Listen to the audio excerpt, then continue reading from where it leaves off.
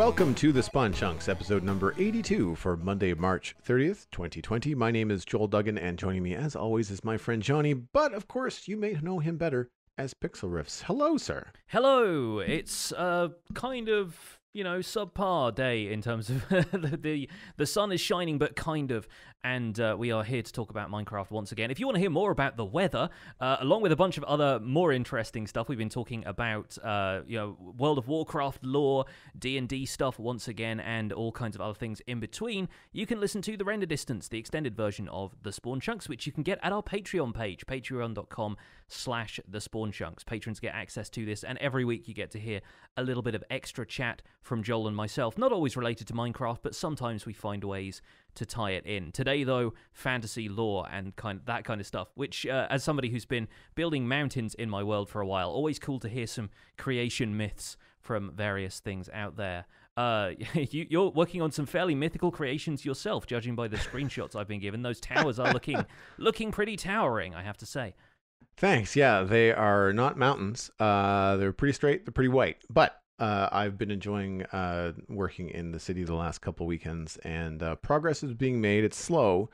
Took some time away from the white concrete texture to add some texture to a path in the city garden park that Cosmic built. Required some TLC on the path, had to be connected to some of my builds. So like I kind of took her build and blended it into mine. I always find that really satisfying and fun where I didn't have to make the park. Somebody else made the park, and I'm just being asked to just connect it. It's a fun challenge because you've got someone's build style that exists, and then you have to take yours and your build and try to mesh them together.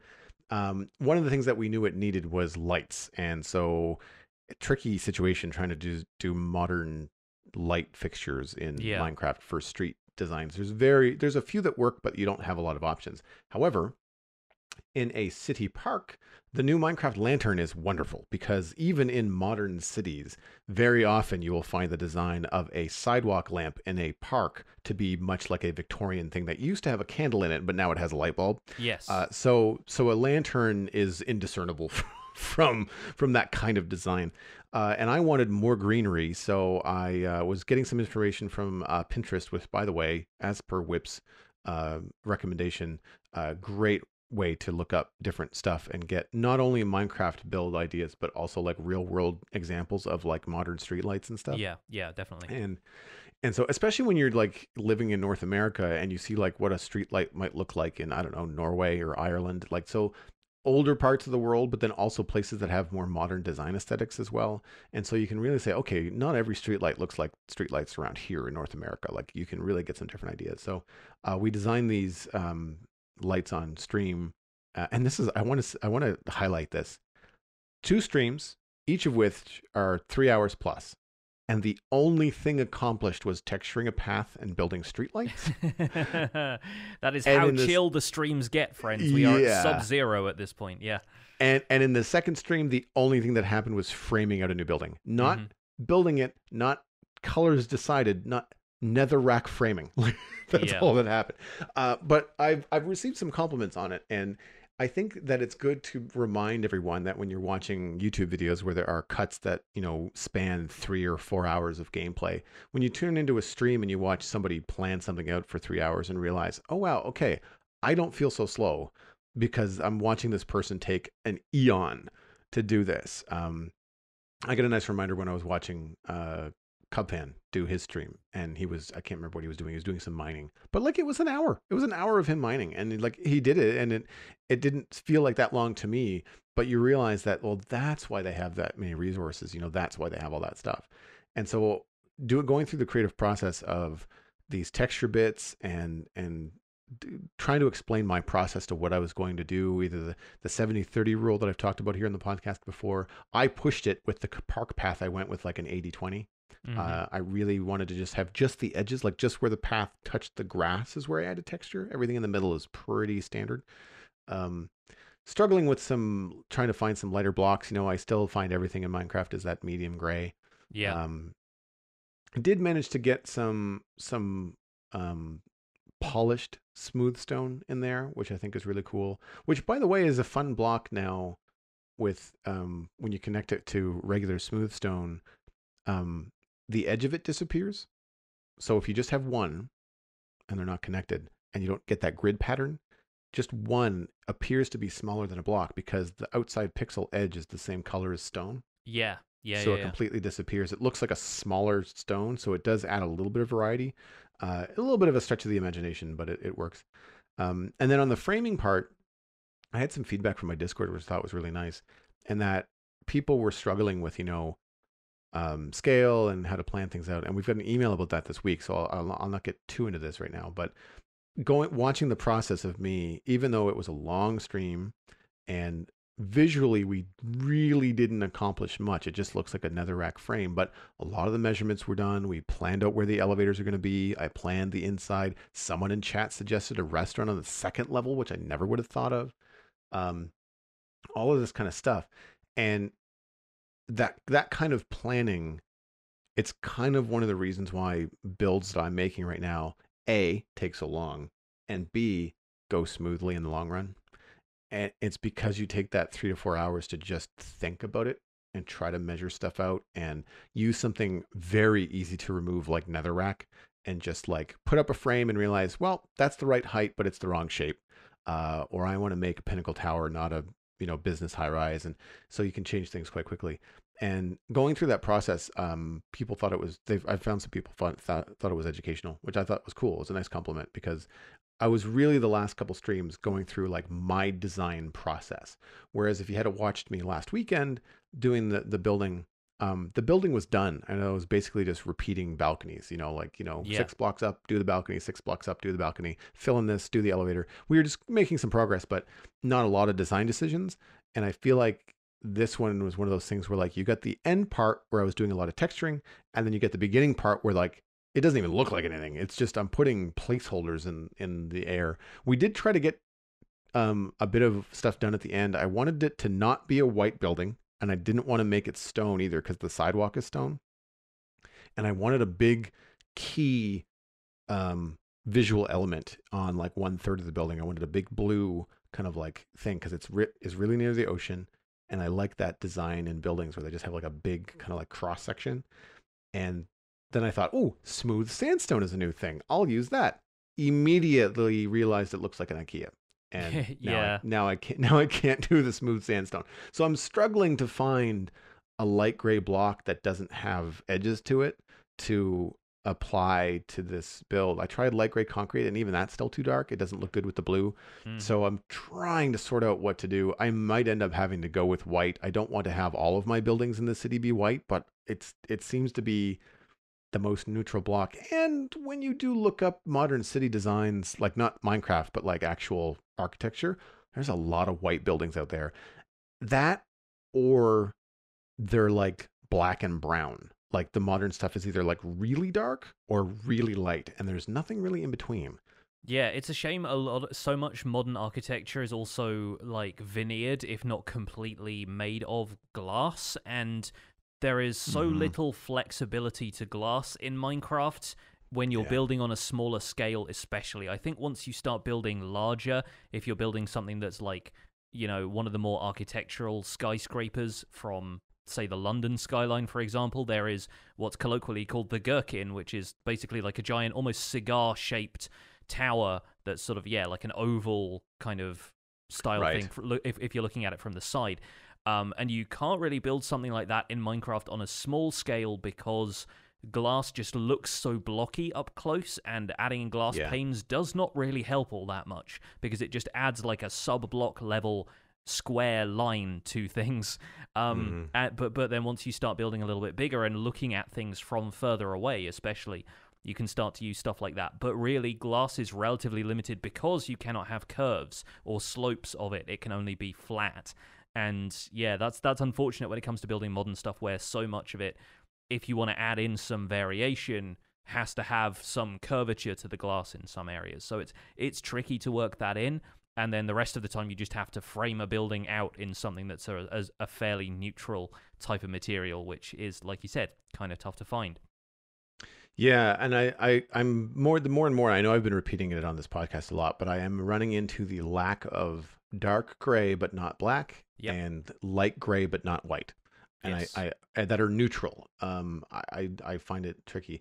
One thing I did think of was building the new building in quartz. Expensive because Yep. these are not small builds, but we do have quartz available for trade with villagers now. Like, so it's not something I'd have to grind.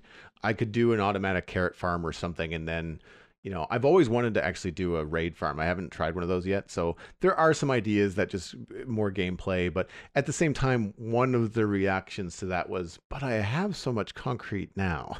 Yes. Like, Exactly. I kind of want to build it now. I don't necessarily want to go gather all that quartz, but it's possible if I really want to. So it is one of those things where unfortunately I think I'm stuck and I have to go into a creative world and just build like a single floor just to kind of get the color combos.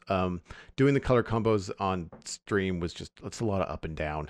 Yeah. Climb the ladder, change the build, go down the ladder, look at it. Like, it's a lot of back and forth. It's something I need to do more, really, is go into creative and plan stuff, because I feel like from a time management perspective, kind of like what you were saying with the framing out of everything, if you're not winging it constantly, you're going to get stuff done faster because you have a plan, whereas if you are working from purely survival, you might think, oh, I'm not wasting my time going into creative and just doodling stuff, but then at the same time, you're not going in with a plan. You're probably spending about as much time as you would spend in creative, just standing back, looking at it and thinking, what do I do next?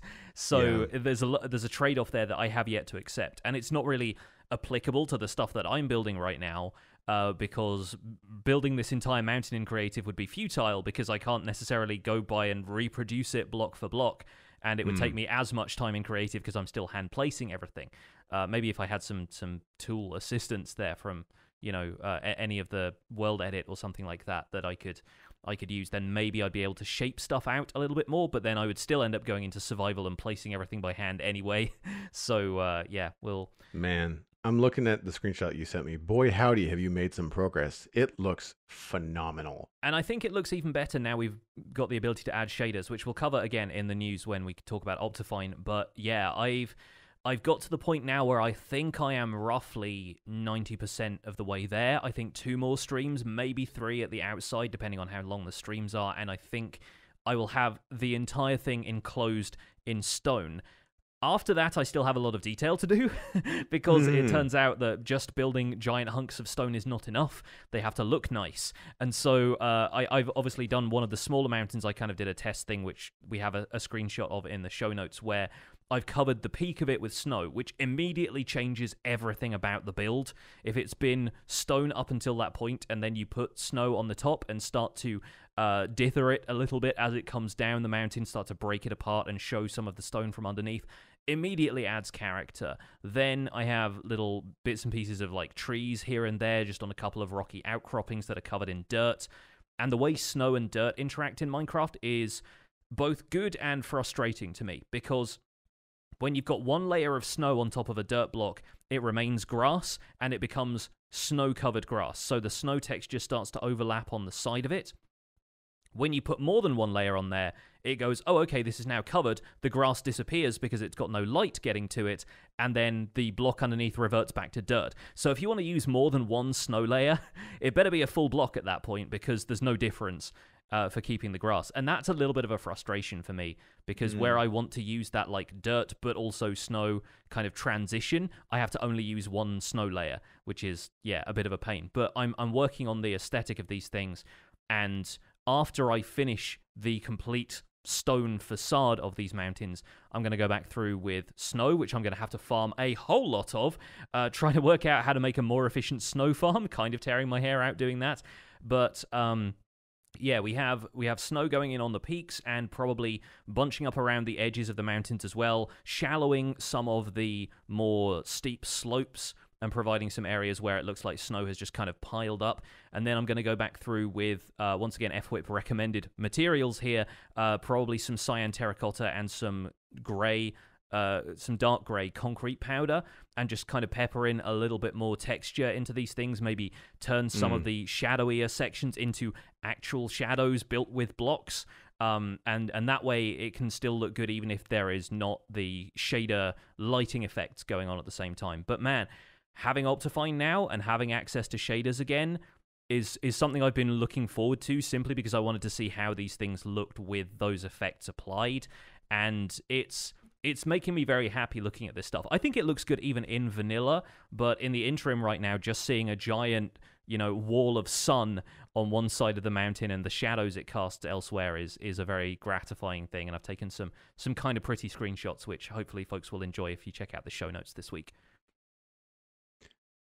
Yeah, I hear you on the Optifine thing. Like I'm on the edge of my seat for those kind of features, because I've been thinking about the same thing with my modern city about, wow, how is this going to look when I've got shaders available? Yeah. Because I mean, some of my builds before were cool, but then when I looked at them in shaders, like, oh wow, okay, this wheat field, which is so much simpler than the city, looks fantastic with shaders on. And just to have like the shadow of a building being cast across the street, and because some of the things I'm trying to design with that modern city is how light hits the ground, and I can't do that until I know where the shadows are falling. Yeah. So it's gonna be interesting. I'm not the kind of person who likes to play with shaders the entire time. Like I'll put them on for time lapses when I want things to look more cinematic. I'll take screenshots with them, definitely, because you want like the realism of there being kind of real looking clouds in the sky and that stuff, and it saves you from just going through and adding that stuff in Photoshop.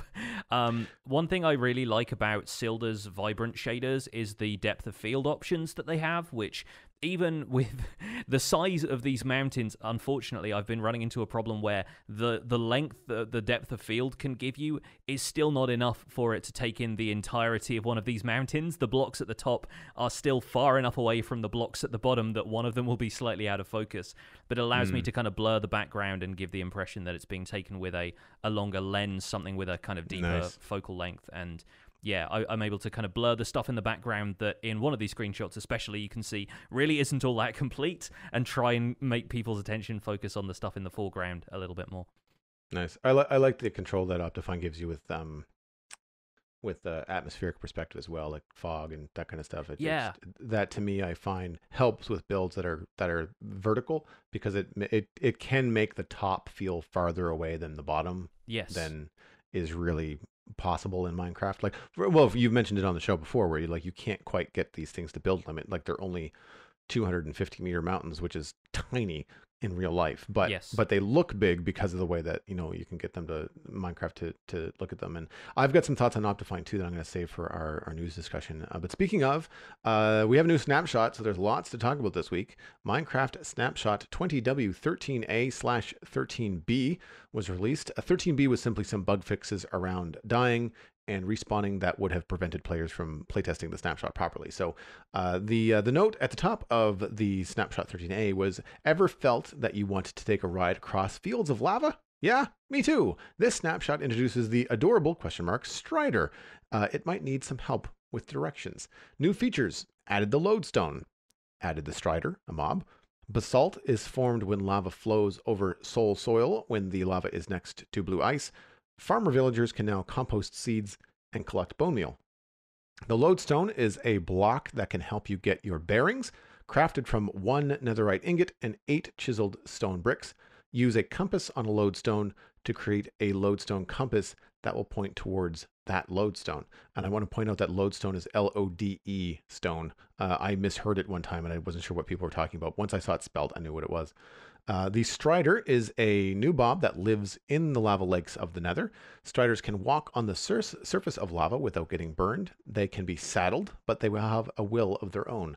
You can control which direction they'd like to go with a new item, Warped Fungus on a Stick.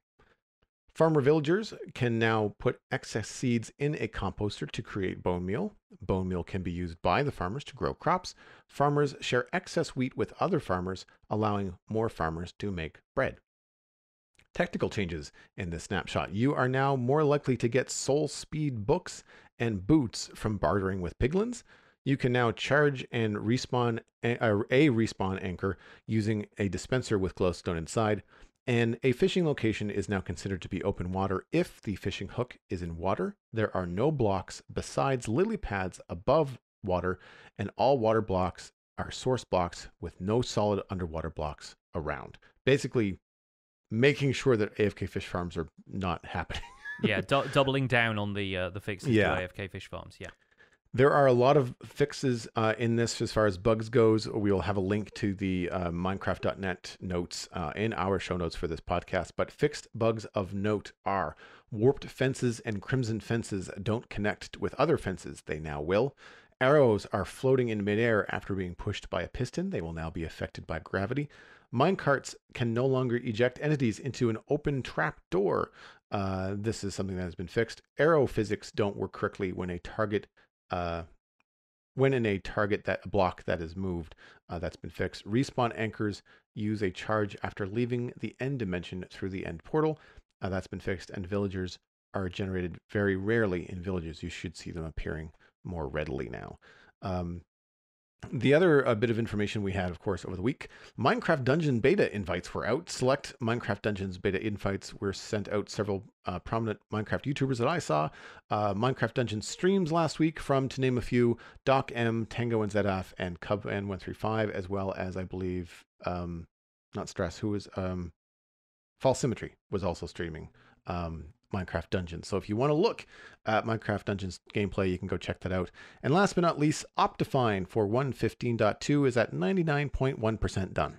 Shader support is included with this release, which is the pre-release 10.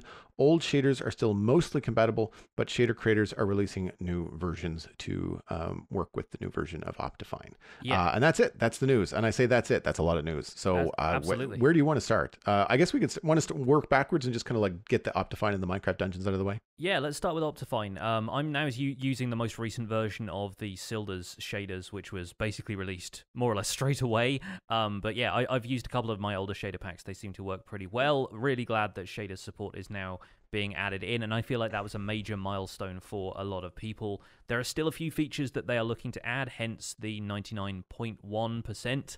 Looking at the progress report on Reddit, anti-aliasing, anisotropic filtering, rendering regions, and Forge compatibility, for those of you who play modded Minecraft and use Forge, are still not working, and so that is probably why they haven't pushed a full release yet. But obviously a lot of people were anxious to get shaders back in play, so it's very cool to see that being done. And once again, props to the Optifine developer for working on this so tirelessly over the last little while. I can't imagine it's been easy working with all of these new changes to the rendering engine and everything, but hopefully from now on it should be business as usual, and we hope that 1.16 doesn't come too soon, if that means just, this whole process starting again, basically. It's always one of those tricky times when Optifine takes a while to come out and then a new update is on the horizon almost immediately. Well, and I think the jump from 1.15.2 to 1.16 would be less of a leap, too. Yes, so if the render engine mostly remains the same, yeah. Yeah. I am having some very interesting problems with Optifine. While 99% done, I'm not seeing better performance. I'm seeing worse performance on my PC when I'm playing Java Minecraft, and I don't know why. I think there are a number of other factors. I'm not necessarily saying that Optifine is not working. I'm saying that on my particular setup, I'm having a lot of struggles. That said, I want to point out that a bug report that has a video of what I'm experiencing that I've been finding it very difficult to communicate to people is MC135666, strange motion blurring that's not visible on screen sharing or recording. And so I haven't checked it myself because I haven't had time, but my stream was not able to see what I was seeing when I was experiencing these blurry bugs looking left and right. It's not VSync. There's a lot of standard troubleshooting that I went through, and that's not working at all. It seems to be something very subtle, but it's like instant headache inducing. It reminds me of the bug that I had to deal with in 1.14.1 when I couldn't play on my Mac for a couple of weeks because it was horrible in terms of the visual problems it would cause me. I'm having the same issue, or I guess the same but different issue on Mac right now, where I can't play 15.2 and I can't really test the snapshots to play on the Mac because I find that the screen stuttering is even worse on the snapshot. So with Optifine, I am unfortunately not able to test the shaders right now, which is frustrating. The PC version right now, I can't even use shaders because I cannot turn off anti-aliasing on my Minecraft install. I don't know why. I've tried everything. I've tried editing the options text file. Um, I've tried going into Minecraft and trying to control that. I've tried my NVIDIA control panel settings. For people wondering, I'm running a GTX 1660 Ti. I'm kind of at my wit's end. spawnchunkmail@gmail.com. I would love for anybody that is experiencing any kind of NVIDIA Minecraft frustrations to share them with me, so I can also then share them with listeners of the podcast, because I found troubleshooting this online a needle in a haystack. It's been so frustrating to try and narrow this down, and it's become a real issue because now when I'm streaming, like I get maybe 3 hours and I have to stop because I'm basically dizzy because of the visual glitches that are happening. So I can't be alone in this. I think there are other players that are out there experiencing this. So I'm hoping to help everybody out. So spawnchunkmail@gmail.com if you know what's up, specifically with NVIDIA and PC. I figured the Mac thing is a Mac thing, and it's something that hopefully Mojang is aware of, and I've made a bug for that myself. But it's the PC part of it that I find very frustrating, because it was working. It was working not a month ago. Like, everything was fine. So I'm not really sure what's up and what factors, are going to be an issue for me to troubleshoot. So yeah, that's kind of where I stand on Optifine. Moving on to something way more fun. Wow, do I want to play Minecraft Dungeons? Yeah, I've been following a couple of people playing it. Basically, half of the Hermitcraft whitelist has had access to it, so videos have been popping up. I've seen Wells Knight and XB Crafted, to add to the list that you mentioned earlier, have been playing it, and also a guy I follow called Brown Man, who is formerly of the Achievement Hunter group. His real name is Ray, and he's been streaming it. If you check him out, fair warning, he uses a lot of adult language, but he is, having come from Achievement Hunter where they played Minecraft on a weekly basis, he got really bored of vanilla Minecraft through there, and kind of has a reputation for disliking Minecraft. He loves Minecraft Dungeons, which is really cool to me to see this, because obviously it's a very different type of game. It's just using the visual language of Minecraft, the kind of blocks and characters that you're used to in villages and pillages and that kind of stuff, to tell this story. But the gameplay is very much more his speed. It's a fun dungeon crawler. It's got a lot of elements of what he calls it basically baby's first Diablo, and it is kind of that way. It feels a lot like they're making homage to dungeon crawlers. This is no secret at this point, but also they're making it accessible to people who have either, played Minecraft a lot more, or are really just used to the visual style of Minecraft, and used to, I think, maybe a slightly more cartoonish form of gameplay. It's a lot less kind of demonic kind of symbolism, I suppose, than stuff like Diablo is, and it gives you a lot of cartoon fun. And it does seem like a very satisfying gameplay loop to me. There's a lot of loot to be had. There's a lot of variety in how you can enchant your weapons and how you can level stuff up. You unlock a blacksmith that can give you more weapons on a kind of random roll, so you're sort of randomly and sort of specifically getting gear that will help you out. And there are multiple difficulty settings for the individual levels, which I really like. That's where I had some questions, because I was watching mostly, and I say watching, I was mostly listening and looking over only when something interesting was being talked about, because I didn't want to spoil the first few levels for myself. Like I was kind of on the fence of whether I wanted to tune in and watch this stuff, because some of the players were like ripping through content. I'm just like, I don't want to watch someone rip through the entire game in 2 hours. Like, I kind of want to play it myself.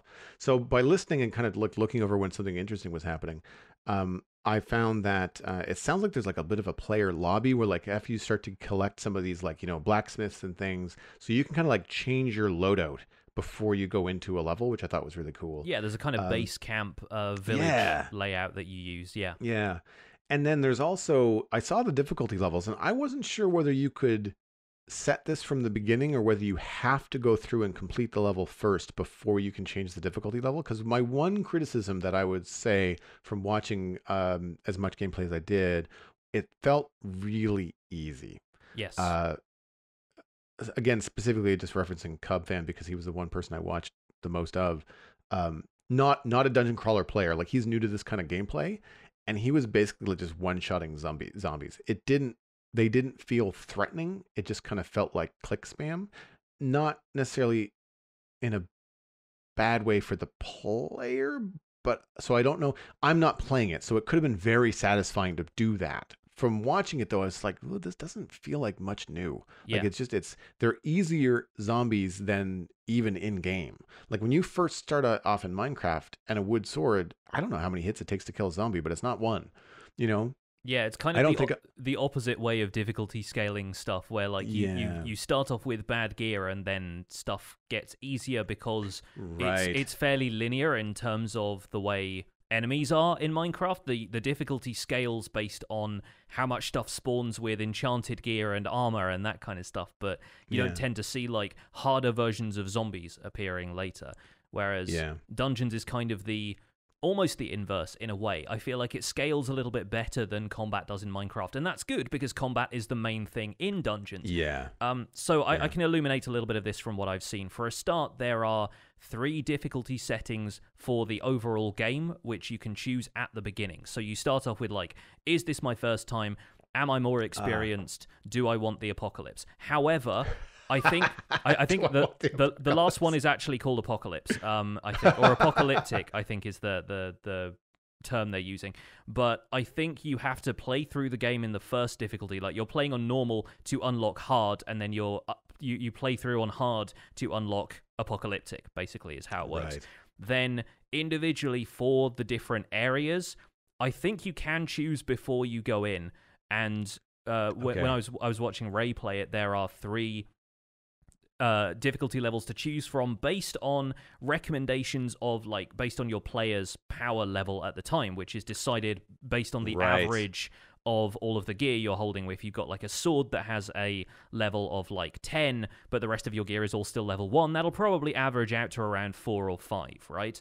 And so as your power kind of levels up a little bit, then I think it unlocks a few more difficulty options, but there are always a couple available ahead of where you are. So he started playing through the first level on 1. He was just killing everything in 1 hit. 1 arrow was taking down skeletons and so forth.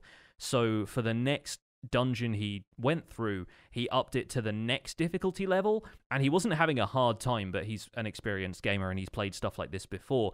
It was clear that the game was either spawning more enemies or spawning them with armor, and like there was slightly more advanced AI kicking in. Like the spiders who can web you to the ground to stop you from moving were kind of teaming up with some things that would then attack you from range. So I think there is a little bit more sophistication to be found in those difficulty settings for players who are used to playing something a little bit more kind of technical. And you have dodge rolls and stuff like that, so there are definitely ways that you can very easily avoid a lot of the enemy attacks, but that'll become more and more difficult as more enemies start to surround you, and you have to use AoE attacks and sweep attacks to get rid of them. And I got that kind of feel as Cub went into different levels. I was watching like, there's a pushback thing where they can like slam the ground and push things back by a couple blocks, and they give you all those stats like in the description of the thing. It's like, oh, I've enchanted this sword with this specific enchant, and it means that if I hit one enemy, then it'll blast all other enemies back 4 blocks, right? So if you've got 7 zombies around you, that's useful. Yeah. And that was where when I just as soon as I thought, this feels kind of easy, I also watched the player turn around and be just like, oh no, whoa, no, because there was like too many mobs to handle, like one-on-one owning face. But then when there's like 5 and they're all skeletons, like, oh wait a minute, I don't have a ranged weapon, or I have a ranged weapon, I have 4 arrows. Like this is not okay. And I think that's kind of, it might be part of the gameplay. Again, not playing it firsthand, it's hard to say, to kind of like lull the player into a sense of security by like owning zombies with 1 hit. But then what happens when you've got 4 zombies, 3 skeletons, and a spider? Like, is that bad news? Do we know? Like, do you go in there like, yes, this is going to be easy? Oh no, no, no, no, it's not. And then I think that could be kind of a fun push pull. Do we know if I know the dungeons are, I don't want to say randomly generated, but they are, what's the word I'm looking for? Procedural. Thank you. They are procedurally generated every time you go into a dungeon, which is fantastic. It's a lot of replayability. Do we know if the surface level stuff is also the same? Because as if I have to play it to unlock the different difficulty levels, I don't necessarily want to walk through the exact same village 4, 5, 6, 7 times, just at different difficulty levels. if the overworld also does the same thing as the dungeons do, then that's fine. Then that's great. Like, and I know that they mentioned in the Dungeon Diaries that there are familiar key aspects of a dungeon. Like, this is the key room. The key room is always going to look like the key room. It might be in a different location. You might not know where it is, but you will recognize it when you get to it. And if they do that with the above ground, like, this is the village square is always going to look like the village square, but it may not necessarily be right next to the red forest. Maybe it's going to be on the other side of it. Maybe it's going to be to the north or the south. If they did that kind of stuff, I think then varying the difficulty levels would be more fun. But it looks really, really fun. It looks like a great multiplayer experience. I'm looking forward to, hopefully, knock on wood, I haven't even talked to you about this off mic, but like co-stream with this would be super fun. Yeah. To get you and I together and go through and play some dungeons. I think it would be really fun to talk to somebody else about it as you do it and like wonder at it. And I know everyone else is thinking the same thing. Golden leaves in Minecraft, please. Yeah. Wow, is this game pretty? I've already seen so much stuff that I would love to have as like window dressing for any Minecraft build, down to the fact that they have like actual realistic looking fences. Like fences that aren't just like one post every block and evenly spaced. There's like fences that have a bit more kind of character to them and vertical slats and stuff like that. Around some of the kind of graveyard portions that are in the wooded sections are super great. And there's tombstones that, look like tombstones instead of a cobblestone wall that you've placed in front of a patch of coarse dirt. Like, there's a lot of these detail things that we know are not going to be added into the game. They are really there just to make dungeons look like the game it deserves to look like. Oh, man. Yeah. Also, there's so much stuff that I'm like, yep, I want to steal that for a texture pack now. We'll see. So we'll see how much people do that once the game is available more widely. It looks fantastic, and I mean, I know that I've had a few. I don't want to say criticisms. I want to say questions, and I think the questions stem from just watching somebody else play and not playing it yourself. But yeah, it looks great. It looks like a lot of fun, and I'm very much looking forward to it. Let's talk about the Snapshot, because there is a lot of stuff happening in this one. Even though the feature list is relatively light, we've got some cool stuff to talk about. The Strider is probably the more controversial one, given that a lot of people either like or don't like the design. Some folks think it's ugly, some folks think it's incredibly cute. I think that's kind of what Mojang was pitching for, in a way. They put adorable question mark in the thing, so they were like, we know that some people are going to find this a little bit strange. And I really like them, personally. Yes. They actually have personality, unlike a nether boat, which is what everybody was suggesting for a while. And I think this is really a key moment to recognize that Mojang's inventiveness when it comes to adding new features to this game is really, really great compared to the average player thinking, oh, I want a new ore block that you can find in the overworld, and it's just another metal that comes into something. Then they have ancient debris, which you can only find in the nether, and you have to go mining for it, and the texture looks really cool, and then it kind of implies so much about the world. It is world building with the lightest touch of creativity added into this game, gives you a whole new perspective on things. And the Strider is like that for me. I especially love everyone's interpretations through fan art, including the some where the body is at the top, the legs extend about like 20 meters down from the tiny body at the top, and then they end in high-heeled boots, which is really funny to me. Just the way they walk, they kind of like sway from side to side a little bit, and a lot of people are drawing them with high heels, and I kind of love that. It's kind of the best thing ever. That's very funny. So, and this is something that I drew the conclusion immediately, and it's probably just because of my experience as a designer and a cartoonist and an animator, watching the Strider walk across the lava very slowly, and the way that it did list from side to side, to me, visually indicated that it had long legs. So when I was looking at it and it came out of the lava and it had little stubby legs, I was like, what? That doesn't make any sense. And even something like a Strider, it makes you think of the AT-ST from Star Wars. It makes you think of the Land Strider from the Dark Crystal. Like, these things are on those crazy stilts. things from Half-Life. The new Half-Life VR game came out recently, and I saw these kind of enormous tripod things moving through the city with legs. War of the Worlds type stuff. Yeah, exactly. Yeah. And so I will confess, as much as I like the Strider and I love the concept of it, I was a little disappointed that when it came out of the lava, it wasn't like taller than an Enderman. You don't take full damage jumping off of it, kind of thing. Yeah, like I kind of wanted it to be just a little bit taller than an Enderman. Like, not bigger, but just a little bit taller. I thought that would have been cool. Or if it come, and but I can understand from a player design perspective, like a gameplay perspective, I don't necessarily want to, as a player, to be looking up at this thing, because then I'm not going to think it's cute. Then I'm not necessarily going to be able to see it because I'm going to be looking up at its chin if it's 5 blocks tall. Yeah. So I understand why it's roughly 1.5 meters tall, like 1.5 blocks, and why it is the way that it is.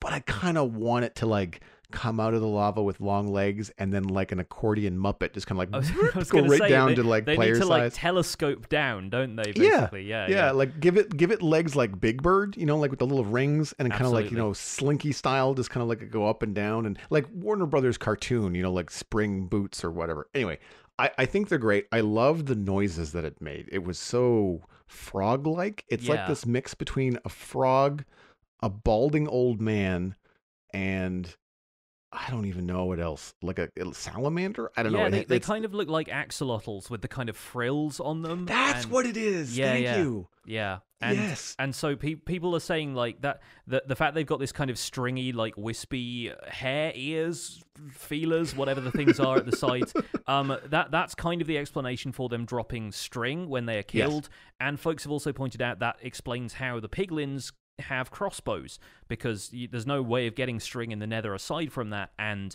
it is possible that they could have killed some striders or harvested their hair somehow to make crossbow strings, so that's how come they have those as weapons. And that leads me to a question. We know that the piglins are aggressive towards hoglins. Are they aggressive towards striders? I have not seen that, and I don't think they plan to be, maybe because the hoglins aren't really a source of, like, they're not a player mount, which the strider would be. So imagining emerging from lava just to have a piglin immediately shoot you off the strider is kind of annoying. Yeah. Not to mention the fact that you'd have to be wearing gold armor to. I've tried a couple of times in the snapshots. I put myself in survival just to see how getting on and off the strider worked in survival, and a piglin killed me just because I wasn't wearing gold at the time because I had no equipment. So yeah, it's a little bit odd, but I don't think the piglins necessarily hunt down the striders in the same way they do hoglins. Yeah. No. Anyway. It's a really cool mob. It's going to be interesting to see how useful it is. It's going to be useful early game. I'm not sure how many people are going to use it late game, but I don't know, if you've got a huge lava lake and you don't like flying with elytra over it, then, I guess it gives options for people.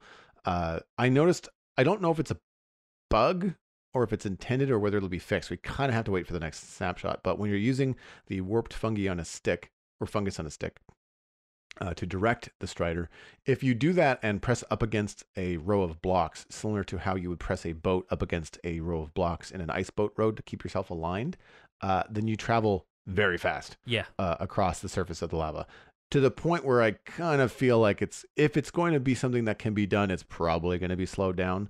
Yeah. I do get the feeling that it's unintentional and it will probably end up being removed. Yes. Because I think the gameplay there is that the slower that you move across the lava, the more of a sitting duck you are for ghasts. Yeah. It's kind of It's actually kind of fun trying to, like, swat ghast fireballs back at them while riding on a strider. And the striders will take damage if they get, hurt in any way. Obviously, the player takes damage as well. It's just like riding a horse, effectively. Your version of fun and mine are very different. Yeah, but then if you end up, like, you can imagine these being used for little mini games. It's like the floor is lava, but that's not a problem unless something happens to the strider itself, and you can do some fun stuff with that. I can imagine like obstacle courses made using them, or something like that. They also, when you take them out of the lava, they start to shiver as though like the lava is the thing that's keeping them warm, and they're so adapted to that environment. And you feel sort of bad for them when they're just kind of like shaking a little bit. It's almost the same way you feel bad for piglins in the overworld when they're zombifying.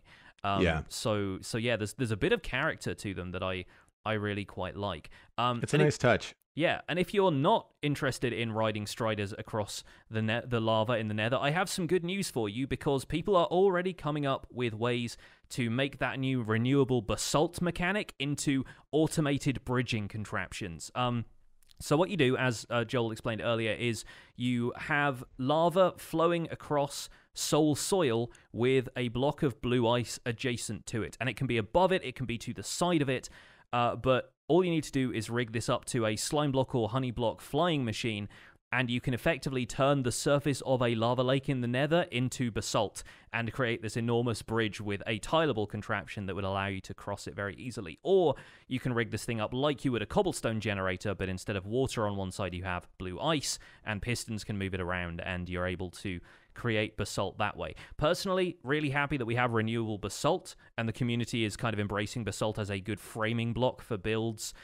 Since it doesn't have slab and stair variants, it's not really usable for a huge amount else, but it's good that we now have access to a lot of it, because that was one of those things, especially with a server with a community of builders on. You can imagine those basalt pillars from the Soul Sand valleys going away very quickly otherwise. Very quickly, yeah, no, I agree. Yay, more of a block with a texture that I don't like. It's a very selfish comment. I am half kidding. I think this is it's a cool feature. It's a cool way to add some fun functionality to basalt. I do hope they change the texture down the road, but and I would like to see, if you're going to be able to get this much of it, then to me it does sort of point towards stairs and other and slabs and other blocks in that variant. Like I feel like if you can get this much of it and only have it in block form and then polished form, it feels weird. You know what I mean? Yeah. It feels like this mechanic is kind of intended for, well, you're going to be using this in a bunch of ways. And I'm like, no, I'm not. So why do I have this much of it? So I'm hoping, fingers crossed, that it points in this direction. They also changed the recipe for polished. It's no longer something you smelt. I think you can craft it in like a 4x4 now. Okay, yeah, that makes sense compared to all of the other stuff that you have to craft, like polished sandstone and stuff like that. And polished stuff. Well, smooth sandstone you have to smelt. It's granite, diorite, andesite. That's like that little 4x4, crafting thing that you can do to get them. And so that's how basalt is made now. It's cut sandstone that you put in a 4x4, isn't it? I forget the terminology now because I don't really use sandstone as much. But yes, yeah, you're right. There's Yeah, the one with the line that top. You kind of craft that way in the same way that you do stone brick. Yeah, it's the new smooth sandstone in the last two versions. One version 14, I think it was for 114. Is the one that you have to smelt. Yes. So, speaking of other grey blocks that you can use, how about the Lodestone? Yet another thing to use my netherite ingots on instead of creating a full netherite beacon. I am being tested. But it's a cool block. For a start, it looks very cool. It's kind of like a more intense version of chiseled stone brick, which is what you use to craft it in the first place. And the functionality of it is really interesting to me because it works in any dimension, doesn't just have to be the nether. You build one, place it in the world, right-click on that with a compass. The compass gets the enchantment effect on it, which I still think is kind of too strong, like the flickering purple is kind of overwhelming for me. But then it points to the lodestone and will do so until the lodestone is broken, at which point the compass will start to spin wildly the way compasses normally do in the nether. And for a start, finally, a way to make compasses point to something other than the world spawn point, a feature which I think nobody has used since about Minecraft Beta 1.8.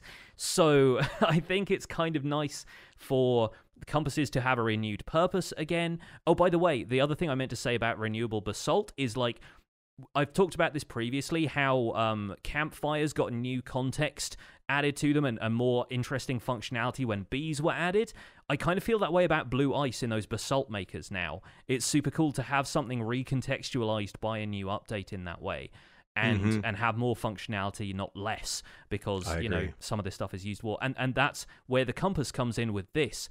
It's nice to imagine people would actually use compasses for this stuff now, and you could put a lodestone at the center of your base and then hand out compasses to people and say, instead of having the coordinates for my base, we just pop down a lodestone here, and here is the compass that's renamed, Pixelriff's base. Follow that to find my base. And you can do that without the need for... And it makes everything a little bit more immersive, removes the reliance on coordinates that we've kind of gotten used to with the debug screen, and I think those will still be useful for a lot of other things, like linking nether portals and so forth, but I feel like it gives the player way more options for navigation now, which is super cool. Absolutely. And think about like the map makers that can take this feature and apply it to adventures where you don't have coordinates, or you're not supposed to. You're just going off what's in the world.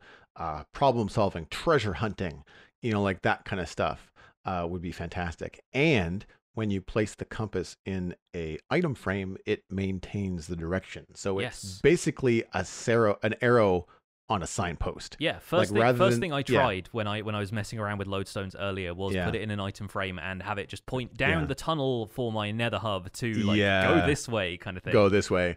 It doesn't work currently if the item frame is horizontal, like on a flat surface. I'm assuming that's a bug, and they're probably going to fix that because it does work on a picture frame on a wall. Item frame. If you put it vertically that way, it does point. The problem is vertically, it does take a little bit of a spatial translation to figure out that 10 o'clock when it's on a vertical plane is essentially like for the sake of a better lack of a better argument, northwest. Like you have to kind of like flatten it down and think about where that points. But if you had it on like a fancy pedestal, again, wish we could do something different with item frames where they weren't always visible. You can with I think map builders can do that, but not in survival. But like to have this compass on this pedestal in the middle of a room pointing, just off to the left or just off to the right to say go that way, like that to me is really, really, really cool. It just, again, creates more in-game immersion that I really like. And if people don't like the enchantment glint, it's very easy to remove in your texture pack. You can just make that file all black and it just removes it completely. I can see myself modifying that in future very, very easily. It's one of the things I've been considering doing already at this point.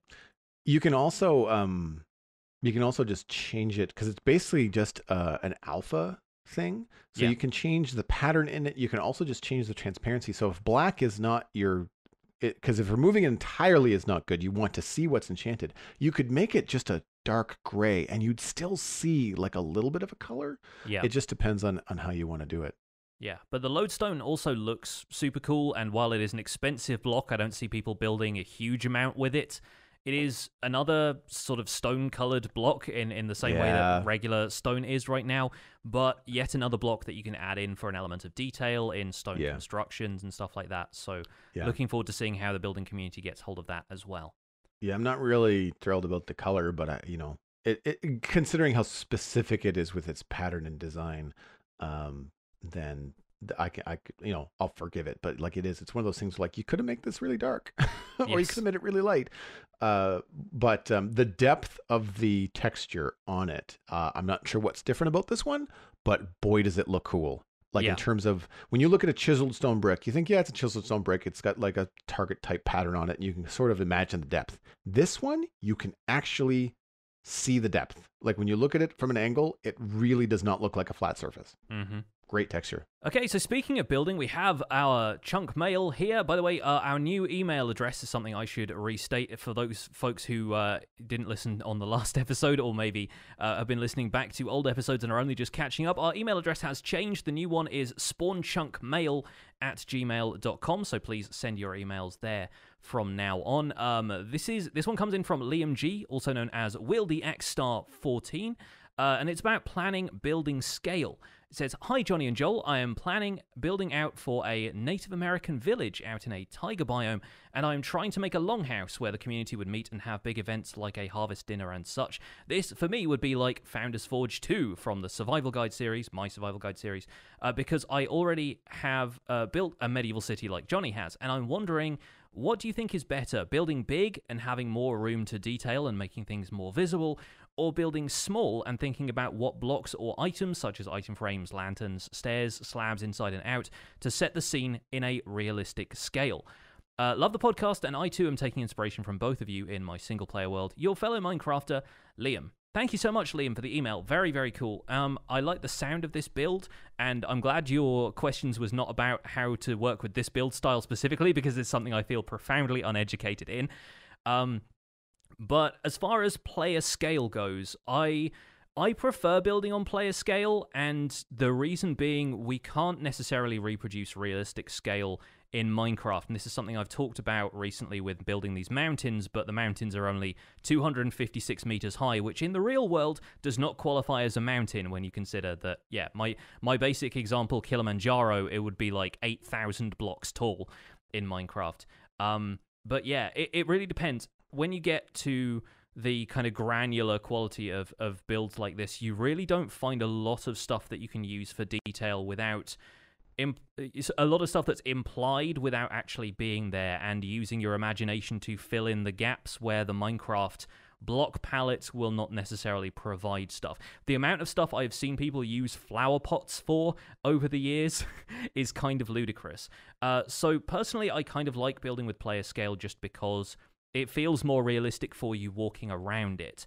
However, if the goal that you have in mind is not to necessarily walk around it too much, but to take pictures of the inside and share them with people, or to see it from the outside more frequently, I find that adopting a slightly larger build style is going to mean that you get to do a bit more with the materials that you're working with. And I'm not sure what scale you're working on for the longhouse in particular, but I think it might be an opportunity to build a little bit bigger than you think, and you can always bring the walls in the interior if the interior still needs to feel player scale.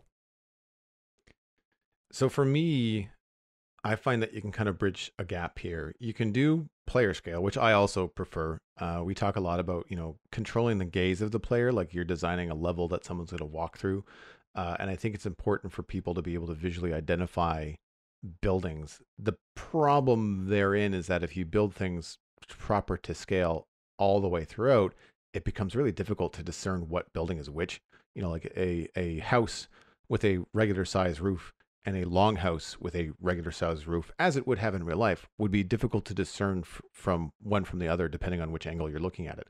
However, something I picked up from playing on the Realm of Vastin and watching some of the players there is that very often the stuff at ground level would be player scale, but the roofs would very often be what I would call Minecraft scale, which is just a little bit bigger. I want to say it's like an additional 25 or 30% bigger.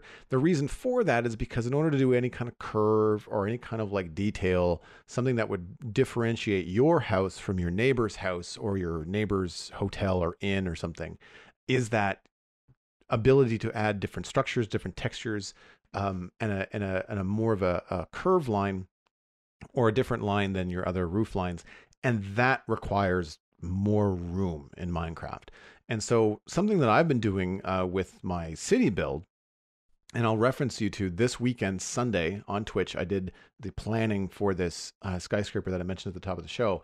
And I say skyscraper, it's an 8-floor apartment building. It still feels really big in Minecraft because it's quite tall, but it's only 8 floors. So you think about a building in your neighborhood that's 8 floors tall, like that's kind of where I am.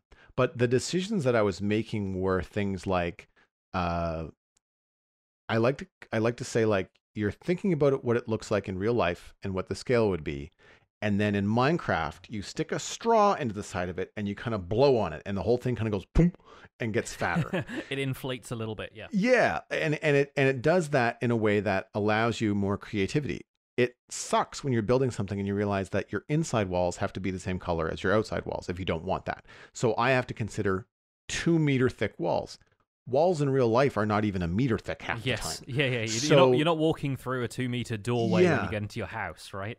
So that kind of confuses your brain a little bit, but you then have to think, okay, well, this is what it looks like in real life, or this is what it is designed to be measured like in real life. But then when I'm walking through the game, when I walk through a 1-meter wide wall in the game that has a doorway in it, it does not feel like I'm walking through a meter, right?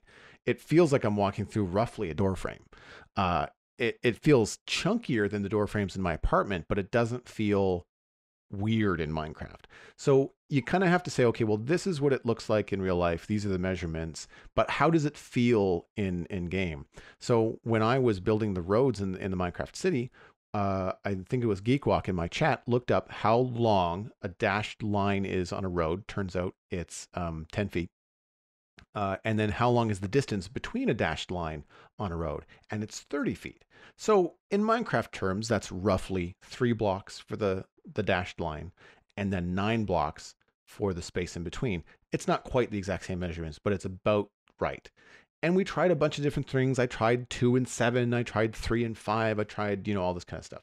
And it turns out that the real world measurements felt right when I got into creative mode and flew down the street at roughly the speed a car would be. Now, I've been driving for a number of years, so I know what it feels like to have those dashed lines fly by you on the road, and it felt about right. Same thing with the width of the road. To me, building the roads, I thought, man, these things feel huge. Like they are 12 or 15 or 17 meters wide. This feels ginormous. The roads are not this big. But in player scale, walking across the road on a sidewalk, not running, just kind of like regular walking, didn't take forever. And that's kind of where I started to think, okay, well, it feels right. So when I was building the skyscrapers, I was doing the same thing. I was accounting for inside and outside walls, so it's too thick. I was accounting for how much space is left inside. And for your longhouse, I would suggest working from the inside out first. Not in a final build, but just rough things out. Put a block down where you think there's going to be a chair. Put a couple blocks down where you think there's going to be a table. Give yourself some space to walk around that. Give yourself a couple thick walls for some details. And then figure out where you are. You know, like, are you looking at something that's 13 blocks wide, or does it need to be 21?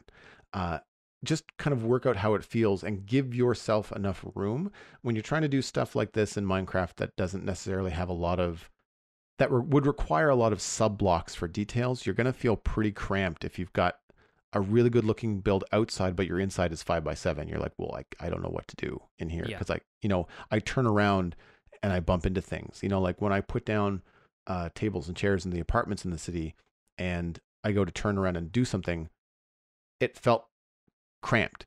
And I don't have 2 meters between couches and chairs in my real apartment here in real life, but in Minecraft it felt cramped. So I increased it. I made it 2 meters and it felt better as a player. You weren't bumping into things. Yeah. And so there's a little bit of a give and go for that.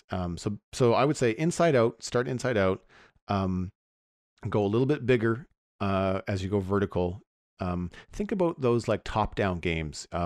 We mentioned Warcraft in the render distance pre-show. Those old RTS games, those isometric views when you look down, half the time you can't see the bottom floor. It's mostly the roof that identifies to you as a player as to what that is. So building bigger a little bit vertically will give you that kind of like silhouette that's very identifiable. Yeah. That's kind of where my feedback would go, Johnny. Do you have anything to add to that? Only something that kind of puts a bit more context to what you were saying, where like if you're walking through a 2-block thick door, it doesn't really feel like all that much. I did a quick Google and I looked for the walking speed of a Minecraft player compared to the walking speed of the average person. Oh, and nice. It's 3 times faster because the average human walking speed is about 1.4 meters per second. This is just according to the Wikipedia article about walking. And the Minecraft regular walking speed is 4.3 meters per second. So that's nearly 3 times as fast. In fact, I think it is 3 times as fast, plus a little bit extra. And if you're sprinting, it ups to 5.6 meters per second. So your Minecraft avatar is walking around 3 times faster than you would in the real world. Not to mention the fact that aside from console players who are working with analog sticks, and maybe, if a PC player was holding down shift to sneak and move a little bit slower, you can't really vary that walking speed all that much. It's either full on or it's off, basically. So you're always going to be walking around 3 times faster than the average person. The scenery around you is going to be moving faster. And that's not even counting modes of transport like minecarts or flying or whatever. So yeah, you have to think with that in mind. And realistically then, in order to cross the room in the same way that you would cross the room in the real world, assuming that you were walking at the average walking pace, which in your home you probably wouldn't be, you would have to make the room 3 times as wide, basically. And that's not necessarily something I would suggest, because that starts to, up the scale, up the amount of materials you need to put in your build, that kind of thing. And it doesn't necessarily feel as realistic when you're just looking around. But that might explain why the scale of Minecraft feels a little bit off when you are trying to equate everything to real-world stuff. It's because your player moves so much faster than the average person does. And that brings up something that I did not think about before the show, and that is your point of view. Real world point of view, your human eye is closer to the 55 setting in Minecraft as far as a lens is concerned. Mm-hmm. The normal setting in Minecraft is 70, so you're seeing more in Minecraft than you really take in. I mean, peripheral vision aside, but what you can focus on in front of you, it's different. And it's like that for a reason, because if you switch it down to 55 and play like that, it feels like the entire world is on the tip of your nose in Minecraft. And I noticed a lot of players, especially some older FPS people, when they come over to Minecraft, they play in a much wider point of view, which makes me seasick. So if you're playing at a much wider angle, things are going to look very different. So just think about what that might look like. I know that a lot of times, and it's a great tip for screenshots too. If you want something that feels a little bit more down to earth, change your viewing angle down to like 55 or 50 for a screenshot, and it feels a lot more like a regular camera, like a point and shoot. I feel like one of these days we need to do an episode that's just you giving advice for how to take screenshots, because I think that would be a really interesting topic. Yeah, let us know. Write in if you want Joel to, or tweet us at the Spawn Chunks if you want Joel to do an episode about screenshots, because I think that'd be fascinating with your artist's eye. Good luck, Liam. Yeah. Let's spin that out into our main topic for this week. It sounds like Liam has a pretty solid build project in mind, but some of you at home, especially if you're now stuck indoors thanks to all of the stuff that's going on in the world right now, might be searching for build inspiration or project ideas, because we've done an episode about build inspiration and where to find, resources to help you with, ideas for specific builds. But I thought it would be good to brainstorm a few ideas about what to do in Minecraft if you're not really sure. If you're just kind of spinning your wheels, if you're just collecting resources and thinking, what on earth am I going to spend all of this on? Why am I here in the first place? And so if you're feeling stuck, here are a couple of things that we have collected as ideas. I guess we can alternate a little bit here. Starting with my default answer, which is collect every block and item in the game and build a museum for all of them. And this is a long-term goal for the survival guide as well, so it's something that I'm going to be doing relatively soon, probably once I've finished building these mountains. But I like the idea of effectively encouraging people to explore everything the game has to offer. You've got exploration, collecting items, trading, boss fights. There's some stuff that you can only find as loot, so go on a quest for that enchanted golden apple. And then find a place to display it all as though, here is my achievement kind of thing. And you can go as big and bold or as small as you like. I personally plan to do effectively what a museum does, which is provide things like interactive exhibits and stuff. I want people to be able to open up a chest to see a collection of items and browse through a library of books. I want people to be able to go into a working redstone exhibit where there's maybe a Rube Goldberg machine style setup that goes all the way around the room explaining how redstone works. But you can just get a bunch of item frames together or pull a bunch of chests and collect one of everything, if not more. And I think that's a kind of fun long-term objective that keeps you thinking about what you want to do next, leading towards that as the end goal. One of the things that I like to do is move to a different area. One of the things that I've got going on in the Citadel, and I think I've mentioned this on the show before, is different build zones. We don't know what to call them yet, but essentially we've got our starting area that I call Dartmouth Meadows, and that's what I call quote unquote Minecraft style, where just everybody's kind of building to survive. Somebody's got a modern house, somebody's got a log cabin, but because they're all made from Minecraft blocks, they tend to kind of jive together. No one's doing any sci-fi build in the middle of the Dartmouth Meadows, and there are a couple of old medieval style things, but they just look like they've been there for a while. Nothing really feels too out of place. But in the new build zones, we have very specific themes. So as a player on the server comes to the modern city area, they're asked to build in a modern style. Vice versa, the fantasy medieval area, people are going to be asked to build elven castles and dwarven mines and all that kind of stuff. So we've got a number of ideas, including Asia Pacific. We've got a sci-fi idea for Mushroom Island. We've got steampunk in a mesa. We've got a western area in another mesa. None of these have anything placed in them, by the way. These are just spitballed ideas that the server thought would be a kind of a fun way to do it. And I wanted to do it personally because when I'm done working on a big redstone farm, I'm kind of done with the technical stuff. I kind of want to do something creative and fun. And I go and I start the modern city. And I find that has really helped me creatively. I, as a designer, am a problem solver. It's one of the things I really like about what I do. Getting out of your wheelhouse, getting out of your comfort zone, something that requires research, planning, and learning. It will, if you're looking for something to do while you're at home these days, add to the number of things, and add to the number of things that don't require just more time in Minecraft, right? They require maybe some Pinterest research for visual inspiration. Maybe you have to look up city planning and find out how that works.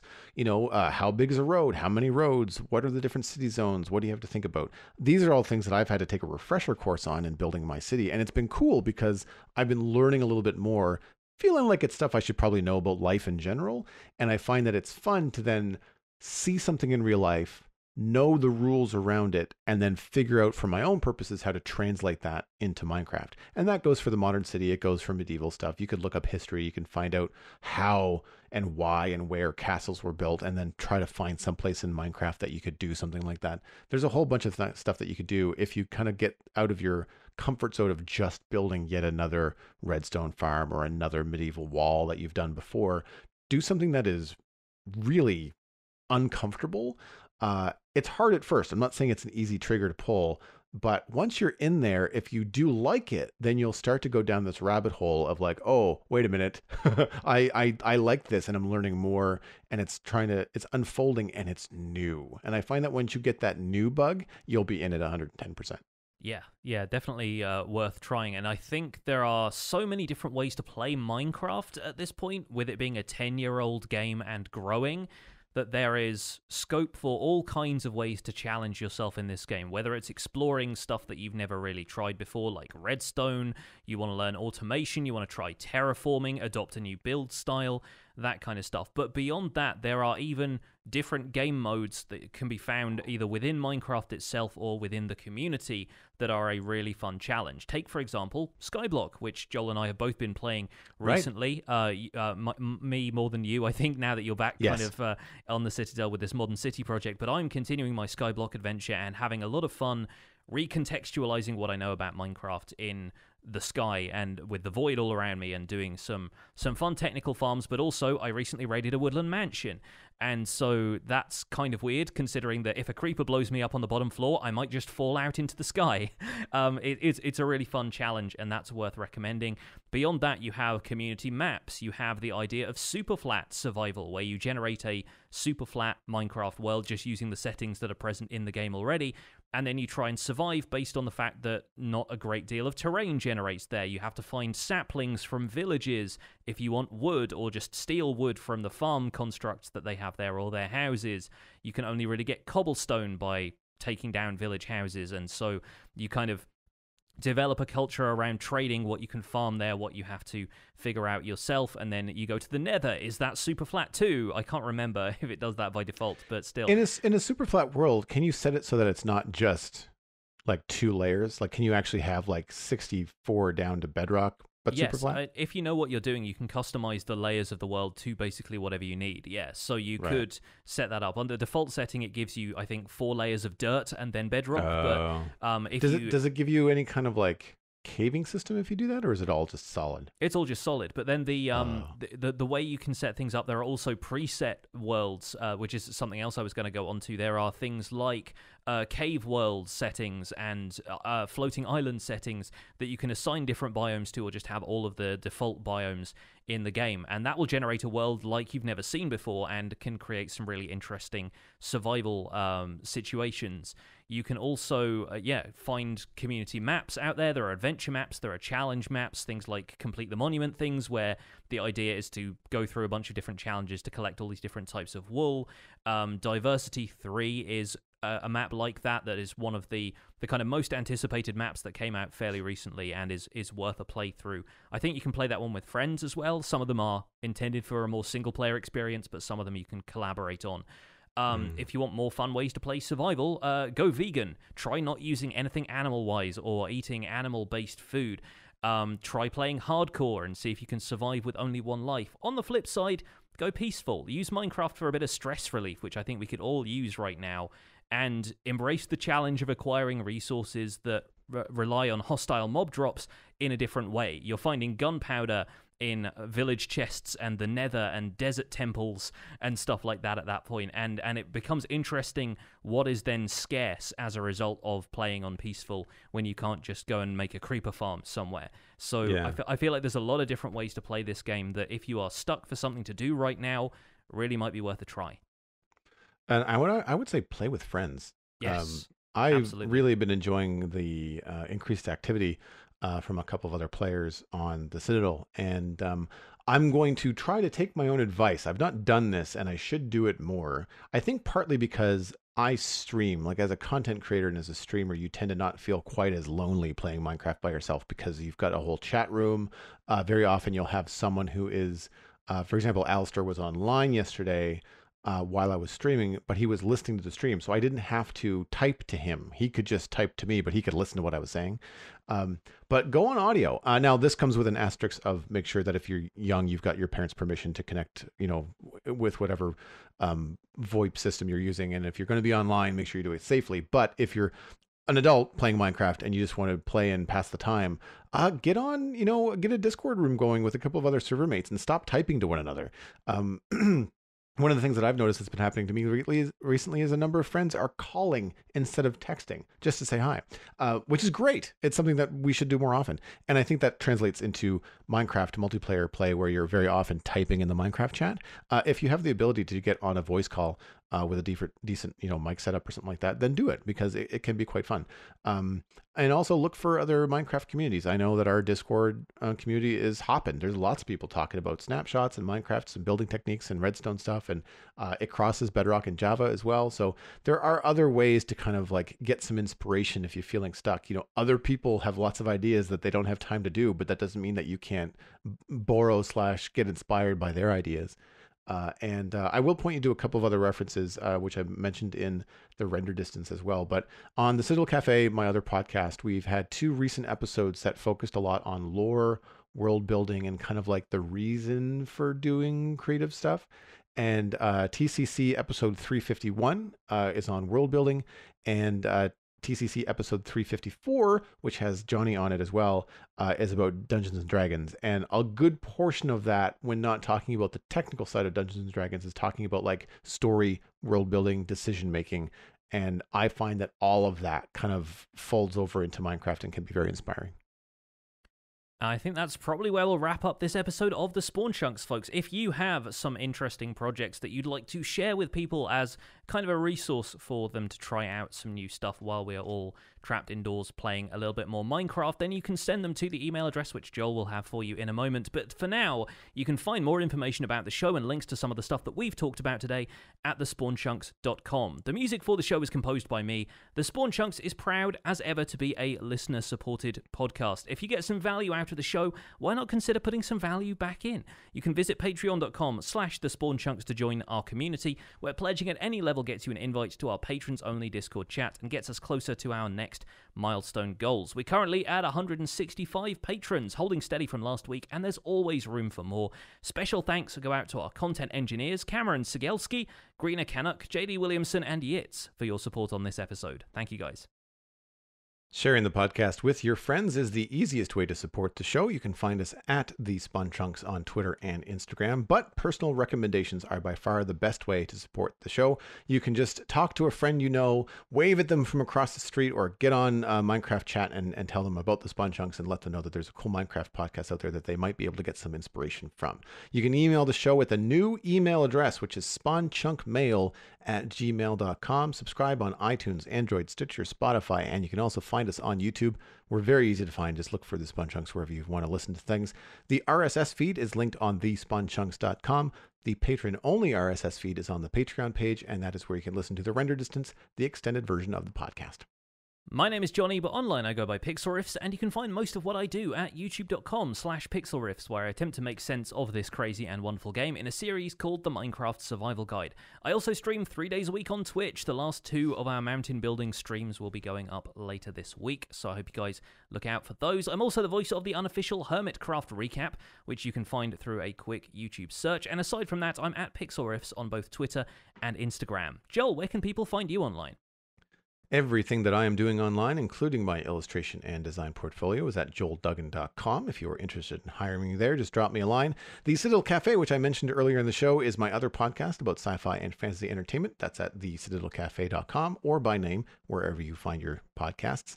And you can follow me at Joel Duggan on all social media. Today, I will point you, of course, towards Twitch, twitch.tv/JoelDuggan, where I am playing Minecraft, building a modern city, and throwing in the odd Satisfactory stream in there too. So if you're looking for something else to watch, check it out, twitch.tv/JoelDuggan.